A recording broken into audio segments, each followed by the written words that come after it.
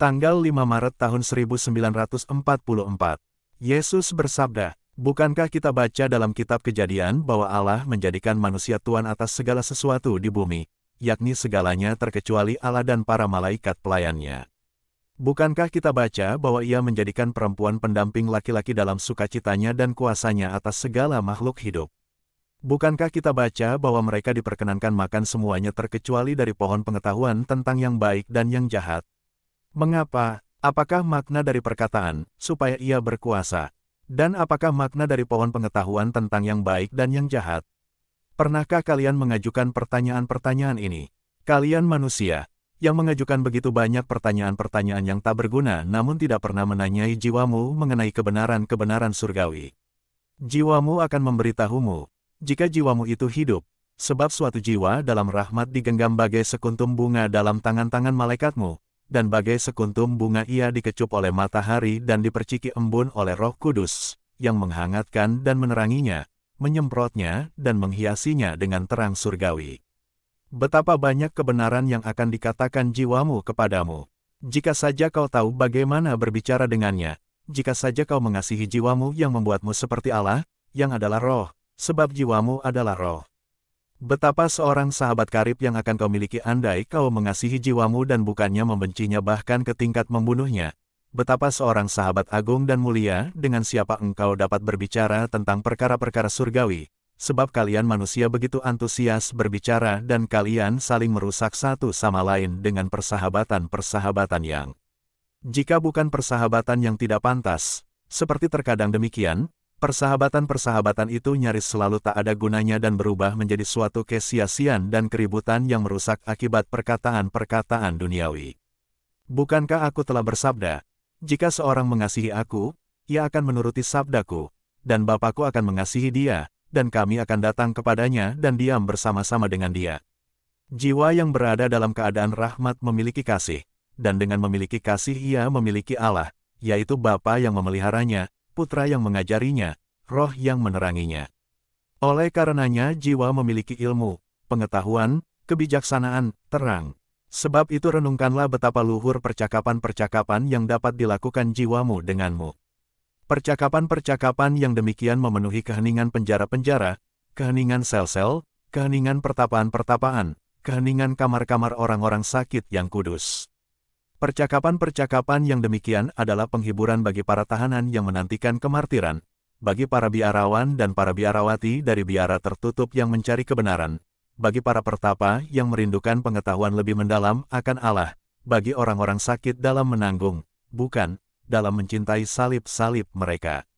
Jika kau tahu bagaimana menanyai jiwamu, kau akan diberitahu bahwa makna sesungguhnya, yang menjangkau luas, seluas ciptaan itu sendiri, dari perkataan, supaya ia berkuasa, adalah ini, bahwa manusia dapat menguasai semuanya, yakni ketiga statusnya. Status yang lebih rendah, status binatang. Status menengah, status moral. Status yang lebih tinggi, status rohani. Dan ketiganya hendaknya diarahkan ke satu tujuan semata, untuk memiliki Allah. Memiliki Allah dengan layak mendapatkannya melalui pengendalian diri yang tegas yang menundukkan segala kuasa ego diri dan membawanya ke satu tujuan semata. Agar layak memiliki Allah, jiwamu akan mengatakan kepadamu bahwa Allah telah melarang pengetahuan tentang yang baik dan yang jahat, sebab Ia sudah menganugerahkan yang baik kepada makhluk-makhluknya secara cuma-cuma, dan Ia tak ingin kalian mengenal yang jahat, sebab yang jahat adalah buah yang manis dirasakan. Tetapi begitu sari buahnya menjadi bagian dari darahmu, ia menyebabkan demam yang membunuhmu dan menimbulkan dahaga yang kering kerontang, sehingga semakin banyak orang meneguk sari buah palsu itu, semakin haus ia jadinya. Kalian mungkin memprotes, dan mengapakah Allah menempatkannya di sana? Karena kejahatan adalah suatu kekuatan yang berasal dari dirinya sendiri seperti penyakit-penyakit mengerikan tertentu dalam tubuh yang paling sehat. Lucifer adalah seorang malaikat, yang paling elok dari segenap malaikat. Suatu roh sempurna, lebih rendah hanya dari Allah, dan meski begitu dalam esensi kecemerlangannya suatu kabut kesombongan muncul dan dia tidak menyerahkannya.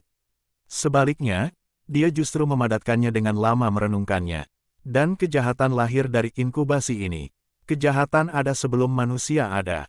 Allah telah mencampakkan dia keluar dari Firdaus, inkubator terkutuk dari kejahatan, yang telah mencemarkan Firdaus. Tetapi dia adalah inkubator kekal dari kejahatan dan karena dia tak lagi dapat mencemari Firdaus. Dia mencemari dunia. Pohon metaforis itu membuktikan kebenaran ini. Allah telah bersabda kepada laki-laki dan perempuan, kalian tahu semua hukum dan misteri penciptaan. Akan tetapi janganlah melanggar hakku sebagai pencipta manusia. Kasihku saja akan cukup bagi perkembangbiakan umat manusia dan kasihku itu akan menyebar di antara kalian dan akan membangkitkan Adam-Adam baru dari bangsa manusia tanpa melalui nafsu birahi melainkan melalui denyut-denyut kasih yang murni. Aku telah memberikan kepada kalian segalanya. Aku hanya menyimpan bagi diriku sendiri misteri penciptaan manusia ini.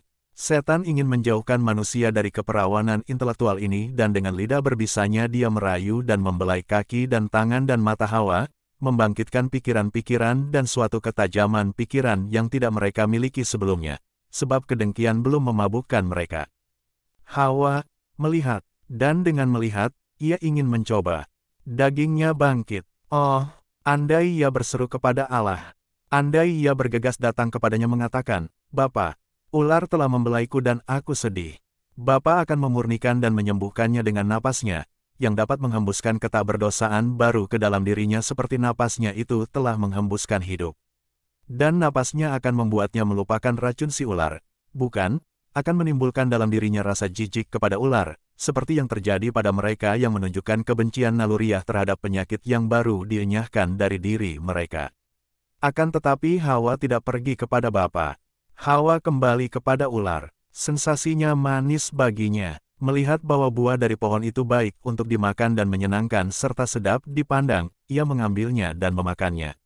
Dan, ia mengerti, sekarang kedengkian ada dalam dirinya dan menggerogoti isi perutnya. Ia melihat dengan mata yang baru dan mendengar dengan telinga yang baru habitus dan suara-suara binatang liar. Dan ia mencanduinya dengan kerakusan yang gila. Ia memulai dosa sendirian. Ia menyelesaikannya bersama pendampingnya. Itulah sebabnya mengapa hukuman yang lebih berat ditimpakan pada perempuan. Karena dia, manusia menjadi suka memberontak terhadap Allah dan menjadi mengenal percabulan dan kematian. Karena dia, manusia tak lagi dapat menguasai ketiga kekuasaannya, kekuasaan atas roh, sebab ia membiarkan roh tidak taat kepada Allah, kekuasaan atas moral, sebab ia membiarkan hawa nafsu menguasainya, kekuasaan atas daging, sebab ia memerosotkannya ke tingkat naluri binatang. Ular telah membujukku, kata Hawa. Perempuan menawarkan buah itu kepadaku dan aku memakannya, kata Adam. Dan kerakusan lipat tiga ini telah menguasai ketiga kekuasaan sejak itu. Hanya rahmat yang dapat mengendorkan cengkeraman monster keji ini. Dan jika rahmat hidup, bukan sepenuhnya hidup. Dan dipelihara agar terlebih dan terlebih hidup lagi oleh kehendak baik seorang anak yang beriman, rahmat akan berhasil mencekik si monster dan tak akan ada lagi yang harus ditakuti. Ia tak akan takut akan tirani dalam dirinya, yang adalah daging dan hawa nafsu, pula ia tak akan takut akan tirani dari luar dirinya, yaitu dunia dan para penguasa di dunia. Ia tidak takut akan penganiayaan maupun maut. Seperti dikatakan Paulus Rasul, aku tidak takut akan suatu pun dari hal-hal ini, pula aku tidak menghiraukan nyawaku sedikit pun. Asal saja aku melaksanakan misi dan pelayanan yang ditugaskan oleh Tuhan Yesus kepadaku untuk memberi kesaksian tentang kabar baik kasih karunia Allah. Tanggal 8 Maret tahun 1944, Maria mengatakan, aku taat dalam sukacitaku, sebab ketika aku memahami misi dengan mana Allah memanggilku, aku dipenuhi sukacita, hatiku merekah bagai sekuntum kuncup lili dan ia mencucurkan darah itu yang akan menjadi tanah bagi benih Tuhan. Sukacita menjadi seorang bunda. Aku telah mengkonsekrasikan diriku kepada Allah sejak masa kanak-kanakku, sebab terang dari Yang Maha Tinggi telah memperlihatkan kepadaku penyebab kejahatan di dunia dan sejauh itu dalam kuasaku. Aku ingin mengenyahkan dari diriku sendiri setiap jejak setan. Aku tidak tahu bahwa aku tanda noda. Aku tak dapat berpikir bahwa aku demikian. Pikiran macam itu akan merupakan suatu kelancangan dan kepongahan. Sebab, karena aku dilahirkan dari orang tua manusia, tidaklah benar bagiku berpikiran bahwa aku adalah yang terpilih menjadi yang tanpa salah. Roh Allah telah memberitahukan kepadaku duka Bapa karena rusaknya Hawa, yang telah memerosotkan dirinya ke tingkat makhluk yang lebih rendah. Padahal ia adalah makhluk rahmat. Menjadi niatku untuk meredakan duka itu dengan tetap tak tercemar oleh pikiran-pikiran, keinginan-keinginan dan kontak-kontak manusiawi dan dengan demikian memulihkan kemurnian bak malaikat dalam tubuhku. Debaran jantungku hanya diperuntukkan baginya, dan hanya baginya keseluruhan diriku. Akan tetapi jika tiada nafsu daging dalam diriku, masih ada pengorbanan tidak menjadi seorang ibunda. Juga kepada Hawa telah dianugerahkan oleh Bapa Pencipta karunia keibuan. Keibuan tanpa apa yang sekarang memerosotkannya. Keibuan yang manis dan murni tanpa beban hawa nafsu. Aku mengalaminya, betapa banyak yang dilepaskan Hawa dengan merelakan kekayaan yang demikian. Lebih dari sekedar keabadian. Dan janganlah berpikir bahwa aku berlebihan. Yesusku dan aku, bundanya, bersamanya, telah mengalami ketenangan kematian. Aku, ketenangan manis dari seorang yang letih yang tertidur. Yesus ketenangan mendalam dari seorang yang mati dengan dihukum mati. Jadi kami juga mengalami kematian. Tetapi hanya aku, Hawa yang baru, mengalami keibuan tanpa pencemaran apapun, supaya aku dapat mengatakan kepada dunia betapa manis takdir seorang perempuan yang dipanggil untuk menjadi seorang ibu tanpa sakit jasmani apapun. Dan keinginan akan keibuan murni macam itu adalah mungkin dan sesungguhnya ada dalam perawan yang sepenuhnya membaktikan diri kepada Allah, sebab keibuan yang demikian adalah kemuliaan bagi perempuan. Jika kalian merenungkan betapa bangsa Israel menjunjung tinggi seorang ibu, kalian akan bahkan terlebih lagi menyadari betapa besar kurban yang telah aku lakukan ketika aku mengkonsekrasikan diriku pada keperawanan. Sekarang Bapa yang baik dan kekal menganugerahiku, hambanya, karunia ini, tanpa melepaskanku dari kemurnian dengan mana aku telah menyelubungi diriku untuk menjadi sekuntum bunga di tahtanya. Dan aku bersukacita dengan sukacita ganda menjadi bunda dari seorang manusia dan bunda Allah. Sukacita menjadi sang perempuan melalui siapa damai dibangun kembali antara surga dan bumi. Oh, betapa sukacita merindukan kedamaian ini demi Allah dan demi manusia dan mengetahui bahwa hal itu datang ke dunia melalui aku, hamba hina dari Yang Maha Kuasa. Betapa sukacita mengatakan, manusia, janganlah lagi menangis. Ada padaku rahasia yang akan membuatmu bahagia. Aku tak dapat mengatakan apa itu sebab rahasia itu termeterai dalam diriku, dalam hatiku, sama seperti putra yang terkandung dalam rahimku yang tak bercela. Tetapi aku telah menyampaikannya kepadamu, dan saat bila mana kalian akan melihatnya dan mendengar namanya yang kudus telah semakin dekat. Sukacita telah membuat Allah berbahagia, sukacita orang percaya sebab Allahnya dibuat berbahagia. Oh, sukacita mengenyahkan dari hati Allah kepahitan karena ketidaktaatan, kesombongan dan ketidakpercayaan Hawa. Yesusku menerangkan kesalahan dengan mana pasangan pertama ternoda. Aku menebus dosa itu dengan naik ke tingkat-tingkat yang sama seperti dari mana mereka turun. Ketidaktaatan adalah permulaan dari jatuhnya manusia ke dalam dosa. Jangan kamu makan ataupun raba buah dari pohon itu, sabda Allah.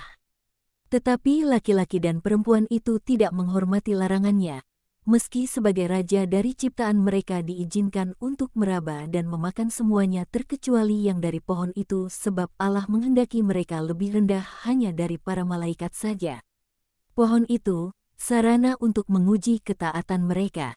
Apakah makna tersirat dari ketaatan terhadap perintah-perintah Allah? Menyiratkan segala kemungkinan baik, sebab Allah tidak memerintahkan apapun selain dari yang baik.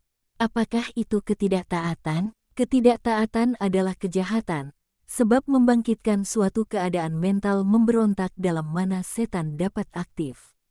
Hawa pergi menuju pohon itu, yang, apabila dihindari, akan menyebabkan kesejahteraannya, apabila dihampiri, akan menyebabkan kebinasaannya. Ia berjalan ke sana dihantar oleh rasa ingin tahu yang kekanak-kanakan untuk melihat apa yang istimewa darinya, dan oleh kesembronoan yang membuatnya berpikir bahwa perintah Allah itu tak ada artinya sebab ia kuat dan murni. Ratu Firdaus, di mana semua tunduk padanya dan tiada suatu pun yang dapat mencelakainya. Kepongahannya adalah kebinasaannya. Kepongahan adalah ragi kesombongan. Di pohon itu ia mendapati si penggoda, yang menyanyikan lagu dusta kepada kekurang pengalamannya yang perawan dan indah, kepada kekurang pengalamannya yang tidak dijaga baik. Kau pikir ada yang jahat di sini? Tidak, tidak ada. Allah mengatakan begitu kepada kalian sebab Ia hendak menjadikan kalian budak-budak di bawah kuasanya. Kau pikir kalian raja dan ratu? Kalian bahkan tidak sebebas binatang-binatang liar. Binatang-binatang dapat saling mencintai dengan cinta sejati. Kalian tidak dapat. Binatang-binatang dianugerahi karunia menjadi pencipta-pencipta seperti Allah. Binatang-binatang menurunkan anak-anaknya yang kecil dan melihat keluarga-keluarga mereka bertumbuh sebanyak yang mereka kehendaki.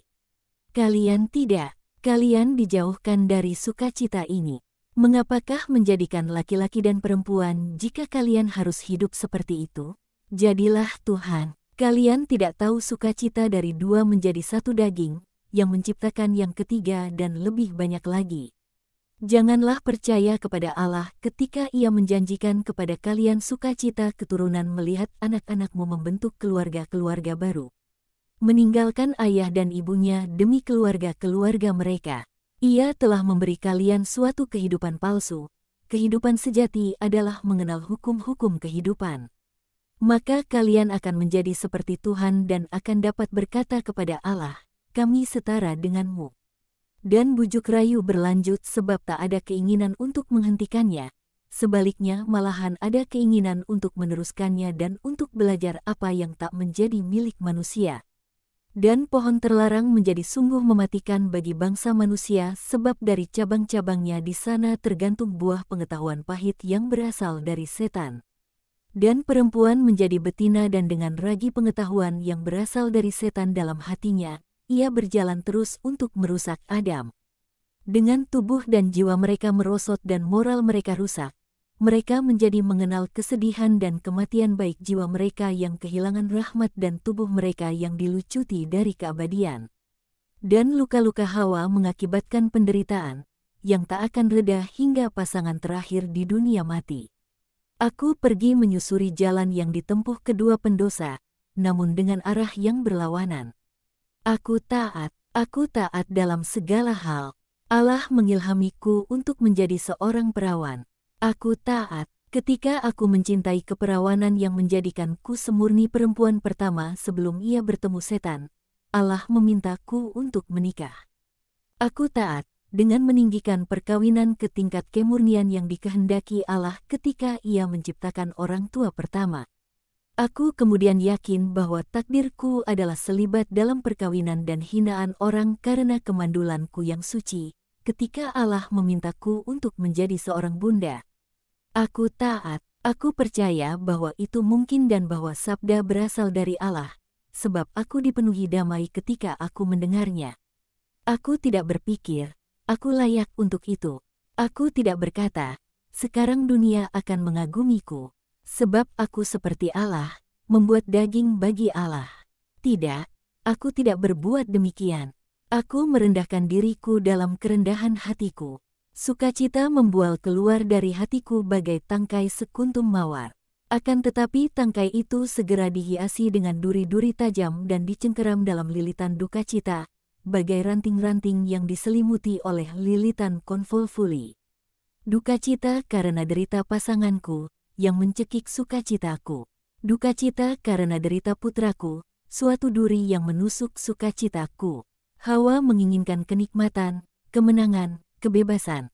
Aku menerima duka cita, penghinaan, perhambaan. Aku merelakan hidupku yang damai, penghargaan dari pasanganku, kebebasanku sendiri.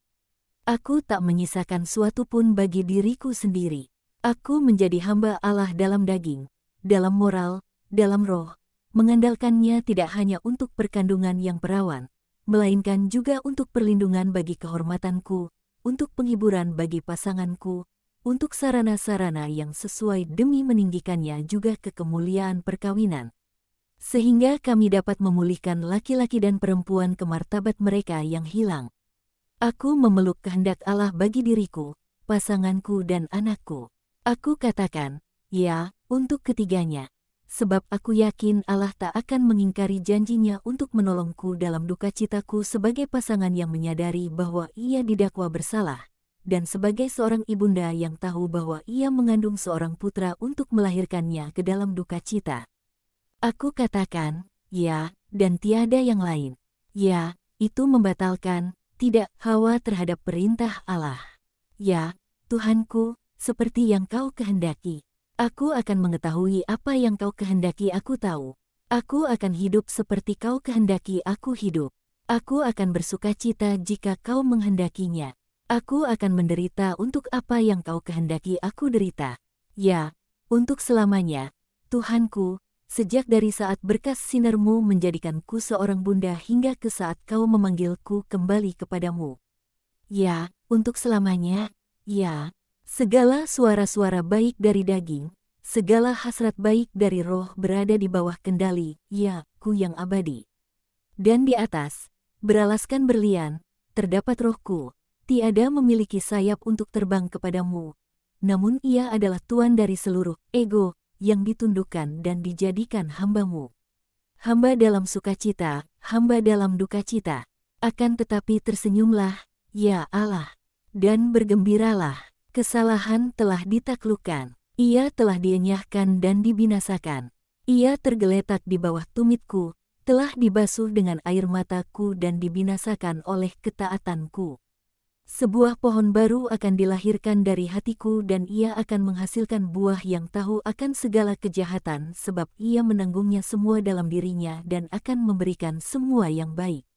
Semua orang akan dapat datang kepadanya dan aku akan berbahagia jika mereka mengambil darinya, bahkan meski mereka tidak ingat bahwa ia dilahirkan dariku. Asalkan manusia diselamatkan dan Allah dikasihi, biarlah terjadilah atas hambanya ini apa yang dilakukan atas sepetak tanah di mana sebuah pohon ditanam. Sebagai anak tangga untuk naik, Maria, kita harus selalu menjadi anak-anak tangga agar orang-orang lain dapat naik kepada Allah. Tidaklah mengapa jika mereka menginjak-injak kita, asalkan mereka berhasil mencapai salib. Ia adalah pohon baru yang memiliki pengetahuan tentang yang baik dan yang jahat, sebab ia memberitahukan kepada manusia apa yang baik dan apa yang jahat agar manusia dapat memilih dan hidup, dan pada saat yang sama ia adalah obat yang menyembuhkan mereka yang dimabukkan oleh kejahatan yang ingin mereka rasakan. Biarlah hati kita berada di bawah kaki-kaki manusia, agar jumlah mereka yang ditebus dapat bertambah dan darah Yesusku tidak dicurahkan sia-sia. Itulah takdir para hamba Allah. Tetapi kemudian kita layak untuk menyambut hosti kudus dalam hati kita dan mengatakan di kaki salib yang bersimbah darahnya dan air mata kita, inilah, ya Bapa, hosti imakulata yang kami persembahkan kepadamu demi keselamatan dunia. Pandanglah kami, Bapa, yang lebur bersamanya dan berilah kami berkat-Mu demi jasa-jasanya yang tak terhingga. Aku memberimu belayanku, beristirahatlah sekarang, putriku terkasih. Tuhan bersamamu. Yesus bersabda, perkataan bundaku kiranya mengenyahkan segala keruwetan pikiran, juga dalam benak mereka yang paling dibingungkan dan dikacaukan oleh pengetahuan palsu. Aku pernah mengatakan, pohon metaforis. Sekarang akan aku katakan, pohon simbolis. Mungkin kalian akan mengerti dengan lebih baik. Simbolnya jelas, kecenderungan kepada yang baik dan yang jahat dari dua anak Allah, akan dapat dipahami melalui perilaku mereka terhadap pohon itu. Seperti aqua regia, yang menguji emas dan neraca tukang emas yang menimbang karatnya. Pohon itu, atas perintah Allah, menjadi suatu sarana pengujian dan ia memberikan ukuran atas kemurnian logam simbolis Adam dan Hawa. Aku telah dapat mendengar keberatan kalian, tidakkah hukuman itu terlalu berlebihan dan cara yang dipergunakan untuk menghukum mereka kekanak-kanakan? Tidak, ketidaktaatan aktual dalam diri kalian, yang adalah para ahli waris mereka, tidak begitu parah seperti dalam diri mereka. Kalian telah ditebus olehku, tetapi racun setan selalu siap untuk bangkit lagi. Seperti penyakit-penyakit tertentu yang tak pernah hilang sepenuhnya dalam darah. Orang tua pertama memiliki rahmat tanpa bahkan pernah mendekati aib. Oleh karena itu mereka lebih kuat dan lebih teguh ditopang oleh rahmat yang menghasilkan kasih dan ketakberdosaan. Karunia yang dianugerahkan kepada mereka oleh Allah ini tak terbatas. Oleh karenanya jauh terlebih parah jatuhnya mereka ke dalam dosa mengingat karunia itu. Juga buah yang ditawarkan dan dimakan adalah simbolis.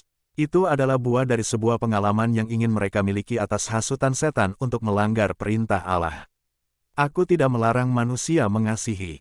Aku hanya menghendaki mereka saling mengasihi satu sama lain tanpa kedengkian, seperti aku mengasihi mereka dalam kekudusanku. Hendaknya mereka saling mengasihi satu sama lain dalam kekudusan cinta kasih yang tak tercemar oleh percabulan. Jangan lupa bahwa rahmat adalah terang, dan barang siapa memilikinya tahu apa yang baik dan berguna untuk diketahui. Maria, yang penuh rahmat, tahu semuanya, sebab kebijaksanaan mengajarinya, kebijaksanaan yang adalah rahmat, dan ia tahu bagaimana hidup secara kudus. Juga Hawa tahu apa yang baik untuk diketahuinya, tetapi tidak lebih, sebab adalah tak berguna mengetahui apa yang tidak baik. Namun dia tak memiliki iman pada sabda Allah, dan tidak setia pada janji ketaatannya. Dia percaya pada setan, dia melanggar janjinya, dia ingin tahu apa yang tidak baik, dia menyukainya tanpa menyesal, dia mengubah kasih menjadi sesuatu yang rusak dan merosot. Yang sebaliknya telah aku perkenankan sebagai sesuatu yang kudus. Seperti seorang malaikat yang ternoda, dia berkubang dalam lumpur dan kotoran. Padahal sebenarnya dia dapat berlari gembira di antara bebungan Firdaus duniawi, dan dia dapat melihat keturunannya berkembang sekelilingnya, bagai sebuah tanaman yang diselimuti bunga-bunga tanpa menundukkan daun-daunnya ke dalam lumpur. Janganlah seperti anak-anak bodoh yang aku ceritakan dalam Injil, mereka mendengar anak-anak lain menyanyi dan mereka menutup telinga mereka, mendengar mereka meniup seruling dan mereka tidak menari, mendengar mereka menangis tetapi mereka ingin tertawa. Janganlah berpikiran sempit, janganlah menjadi penyangkal. Terimalah terang tanpa kedengkian dan kedegilan, tanpa ironi dan ketidakpercayaan. Telah cukup dibicarakan mengenai itu, guna membuat kalian paham betapa seharusnya kalian bersyukur kepada Dia yang wafat demi meninggikan kalian ke surga dan menaklukkan nafsu jasmani setan. Aku hendak berbicara kepada kalian, pada masa persiapan Paskah ini, mengenai mata rantai pertama apa yang menyeret sabda Bapa ke kematian, anak domba Allah ke tempat pembantaian.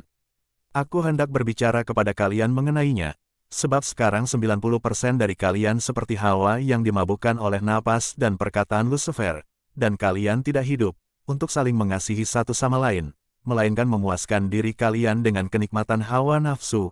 Kalian tidak hidup untuk surga melainkan untuk kecemaran. Kalian bukan lagi makhluk-makhluk yang dikarunia jiwa dan akal budi, melainkan anjing-anjing tanpa jiwa dan tanpa akal budi. Kalian telah membunuh jiwa kalian dan menyesatkan akal budi kalian.